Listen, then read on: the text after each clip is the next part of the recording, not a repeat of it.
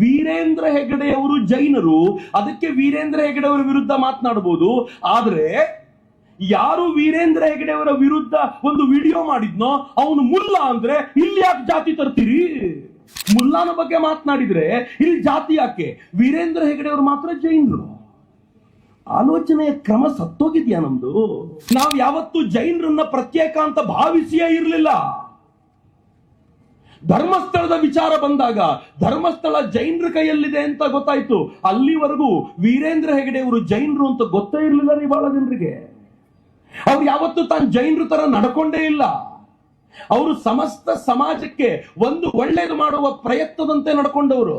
ನಾವು ಜೈನರು ಅಂತ ನೋಡಿದ್ವಿ. ವೀರೇಂದ್ರ ಹೆಗಡೆಯವರು ಈ ನಾಡಿನ ಮಕ್ಕಳಿಗೆ 70,000 ಮಕ್ಕಳಿಗೆ ಪ್ರತಿ ತಿಂಗಳು ಸ್ಕಾಲರ್ಶಿಪ್ ಕೊಟ್ಟು ವರ್ಷಕ್ಕೆ 50 ಕೋಟಿ ರೂಪಾಯಿನ ಈ ನಾಡಿನ ಮಕ್ಕಳಿಗೋಸ್ಕರ ಖರ್ಚು ಮಾಡ್ತಾರಲ್ಲ, ಜೈನರಿಗೋಸ್ಕರ ಮಾಡ್ತಾರೇನ್ರಿ?